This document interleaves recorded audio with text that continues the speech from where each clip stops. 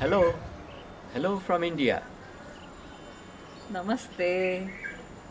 We are at our house, Laya. Laya means harmony, that is, harmonizing with life as a whole. We shifted here to this house about 6 years back from a very large ancestral house in the prime part of the city. Shall we go and see it? I have always believed that true measurable sustainability invariably has its roots in our immeasurable values and attitudes in life. Though almost all the sustainable ideas that you will see now can be recorded and measured, it is important to understand why these were adopted in the first place. And the answers to these will lie in my intangible attitudes towards life as a whole. Why did I move out of my large ancestral house located in the prime area of the city into a much smaller house on the city's outskirts? There were a number of reasons for doing so. Firstly, I wanted to get away from the increasing noise, traffic, and pollution in that prime area to a location that was closer to nature. Secondly, I wanted the creation of this new house to contribute towards equity in a society which harbors tremendous inequity. This was achieved by enriching my already existent Humane Equity and Dignity Fund with the tidy sum that I received from the sale of my ancestral house to my brother. This fund was created to improve the lives of the needy have nots of the society, offer help during natural and man made calamities, as well as to rejuvenate barren, neglected environments. Thirdly, I wanted to move into a much smaller, compact, energy efficient, largely self sufficient house from the large energy guzzling ancestral bungalow. We decided to build this house that would have minimal ecological footprint on earth, both during the construction and also after when we start using it.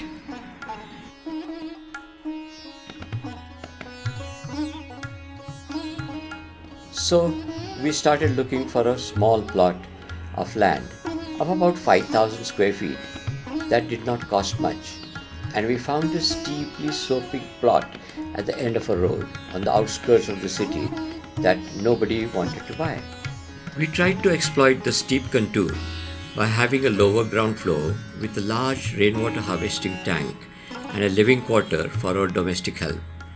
The steep slope was also converted into small terraced vegetable gardens. We wished to design a house that would minimize the embodied as well as the end-use energy and also maximize the use of renewable energy. The design tries to reduce the embodied energy of the house by maximizing the use of discarded, recycled, reused materials. Let's start at the gate and fence itself. Waste pieces of tall steel lying at different sides were brought here and used for our fence and our gate. The driveway paving was made from natural stones obtained from demolished houses and their yards.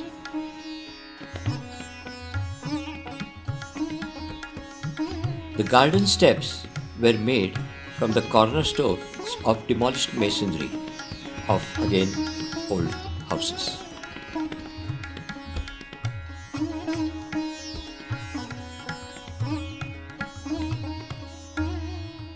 Service pathway was made from old round dressed facade stones found at a demolition site.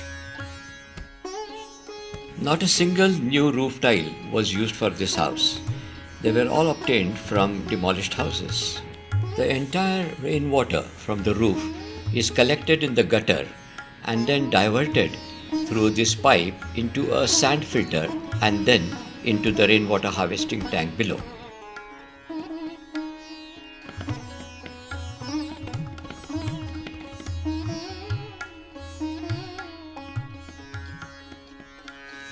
Similarly, no new tree was cut for this house. All doors, windows, facade wood strips, railing, mezzanine floor were all made from the wood obtained from demolished buildings, as well as from ready made windows and door frames. The entrance door frame is a old carved wooden frame from an old demolished house. We have fixed a special black stone at the entrance on which my wife Mansi draws a new rangoli every day to welcome the new day as well as the guests.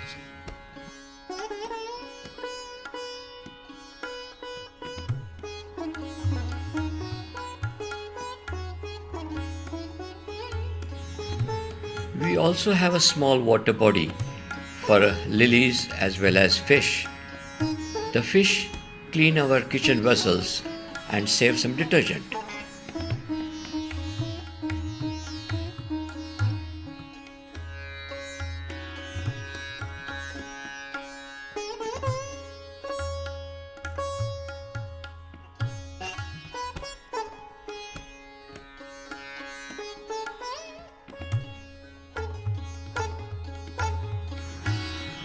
Basically, this house is a single volume house with divisible partitions.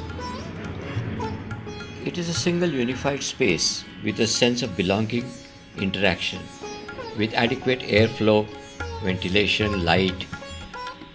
This also makes the spaces look bigger and flow into each other as well as onto the nature outside. The false ceiling and the stairs are made from packaging pine wood, which we got from our hospital site.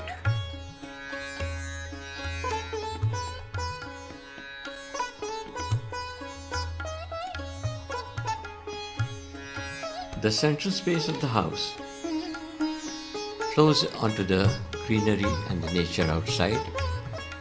It also flows onto the bedroom on one side and then onto the kitchen on the other side.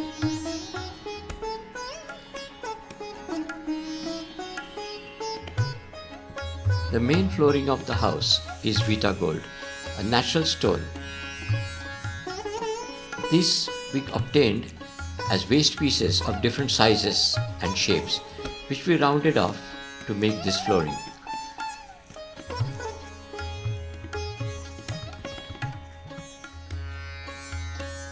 The bedroom opens out onto this balcony. The entire structural steel used for this building was also bought from the scrap market.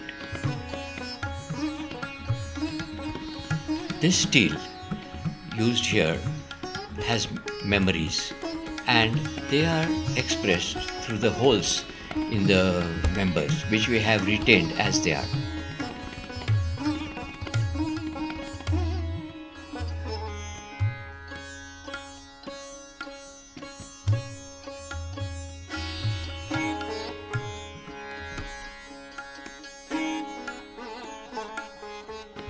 The reinforcement steel was also acquired from the scrap market, that is, from the old demolished buildings. It was straightened and used. Filler slabs with waste PVC pipe pieces and half cut waste bamboo were adopted to save concrete.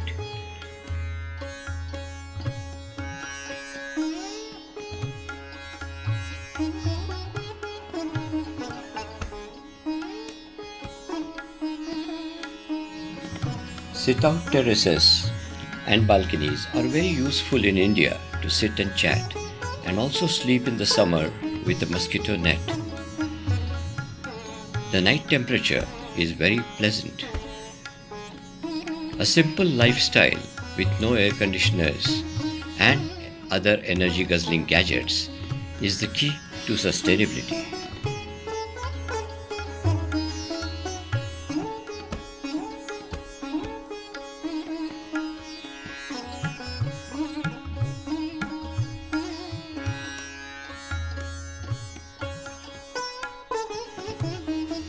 Similarly, for the bathrooms, we used 8 different kinds of tiles from the same color family.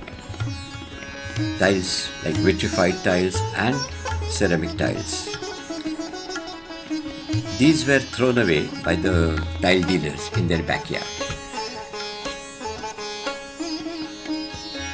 The bathroom breathes a fresh ambience with the natural sunlight, moonlight, the plants, the minimal cosmetics.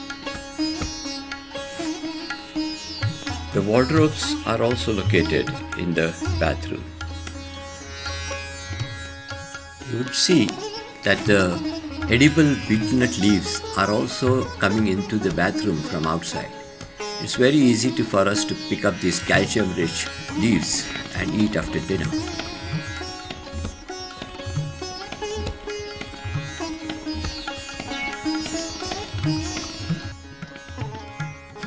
We go up the stairs made from packaging pine wood. At the upper level, we have the bottle collection of my daughter, who is now in New Zealand. Our bedroom on the mezzanine floor is also very simple, opening out onto three sides. One is the balcony, the second is the space below, and the third is the toilet.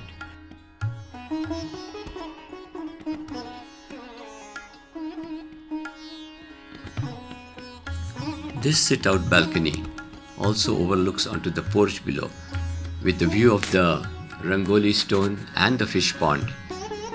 It is very convenient to communicate with anybody who comes to our house from here if we are on the upper floor.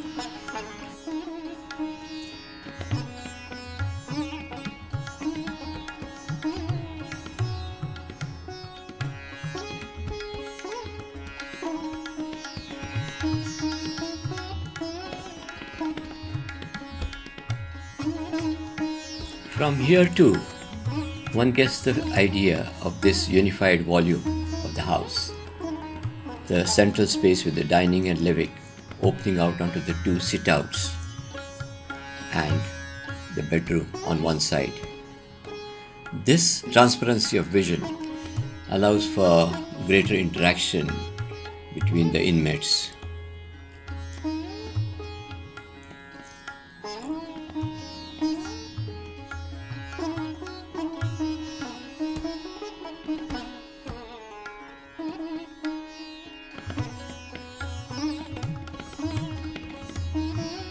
You will notice that some windows have been made specifically to display plants.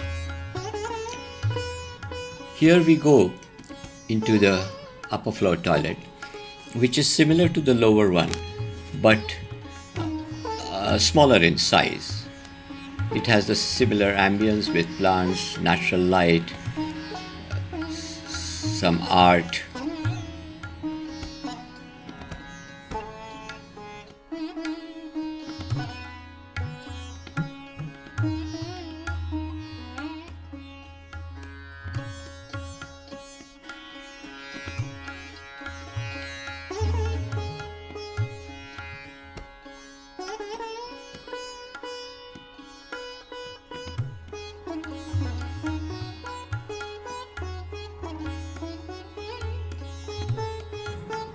The terrace at this level is accessed through the toilet. It has a small kitchen garden, a bird bath, and the view of the hundreds of trees planted by us. The rainwater from the upper two terraces is collected in an exclusive drinking water tank that lasts us till the next monsoon.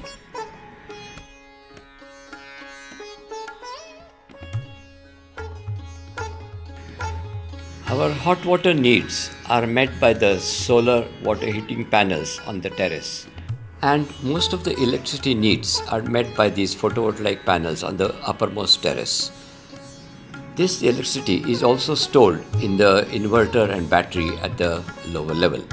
The solar cooker is used to cook our rice and vegetables. The green waste from the kitchen is kept in the 3 bins where it is converted into compost that is used in our organic gardens. Most of our landscape is edible in nature. The horizontal strips on the wall shade the wall, and they also support the vegetable creepers that grow on them. This insulates the wall also. Besides the number of plants and trees that we planted within our plot, we have planted hundreds of trees in the public open space at the back and on the roadside. The interior of the house is also very simple. The furniture is made from organic natural bamboos. The bamboos are also used to make the door and drawer handles. Instead of using the normal laminate for the door shutters, we have used natural fabric, which gives a greater warmth.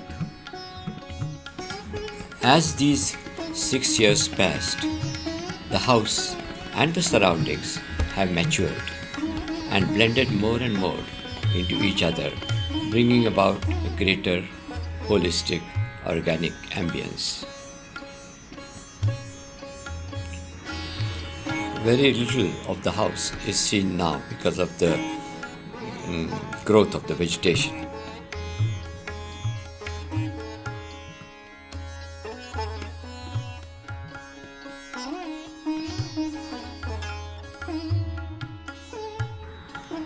People, plants, rocks, animals, birds, reptiles, and fish peacefully coexist in these spaces.